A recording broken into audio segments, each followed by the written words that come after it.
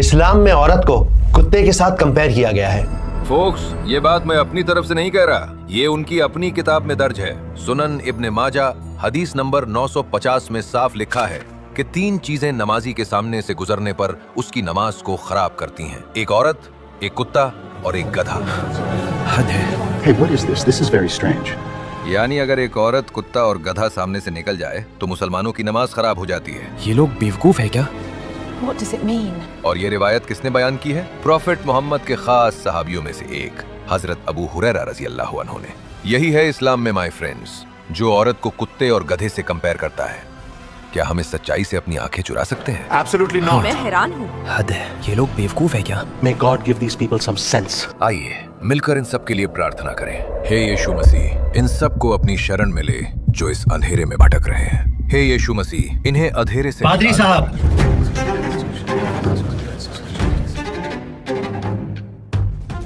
آپ جو کہنا چاہتے ہیں کھڑے ہو کر کہیے، پلیز کھڑے ہو جائیں۔ ہم لوگ اندھیرے میں نہیں ہیں، بلکہ اندھیرے میں وہ لوگ بھٹکتے ہیں جن کے پاس آدھا ادھورا گیان ہوتا ہے۔ Who is this?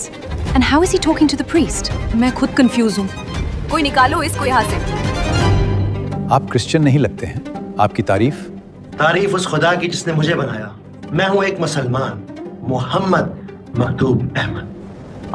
میرے مسلمان بھائی، تو کیا آپ حضرت ابو ہریرہ سے روایت کی گئی اس حدیث پر روشنی ڈالنا چاہیں گے؟ بالکل پادری صاحب، لیکن اس سے پہلے ایک ضروری بات۔ تو پادری صاحب، اس حدیث کو سمجھنے کے لیے آپ کو 1400 سال پہلے مدینہ میں جانا ہوگا۔ یہ وہ زمانہ ہے جب رسول اللہ صلی اللہ علیہ وآلہ وسلم اس دنیا سے پردہ فرما گئے تھے۔ خلافت کا دور شروع ہو چکا تھا۔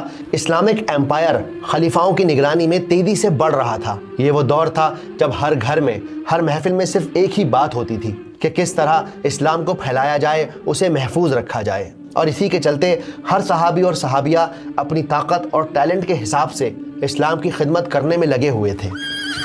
جسم سے مضبوط صحابہ الگ الگ شہروں اور ملکوں تک اسلام کا پیغام پہنچا رہے تھے۔ دوسری طرف قرآن کے حفاظ، یعنی وہ لوگ جنہوں نے قرآن کو یاد کیا ہوا تھا، وہ اللہ کے کلام کو لوگوں کے دلوں میں محفوظ کروا رہے تھے، انہیں قرآن یاد کروا رہے تھے تاکہ قرآن اور سنت کا ایک ایک لفظ لوگوں کے دلوں میں محفوظ ہو سکے۔ اور اسی عظیم مشن میں عورتیں کسی سے پیچھے نہ تھیں۔ کچھ عورتیں تھیں جو مسلمانوں کی خدمت میں لگی ہوئی تھیں، کچھ بچوں کی تربیت کر رہی تھیں، تو نہ جانے کتنی ہی عورتیں مردوں کو رسول اللہ صلی اللہ علیہ وآلہ وسلم کی حدیثیں اور اللہ کا دین سکھا رہی تھیں۔ تو جیسا میں نے بتایا، یہ حدیث قولی ہے، حدیث قدسی نہیں، ٹھیک؟ حدیث قولی یعنی نبی پاک کا سیدھا فرمان۔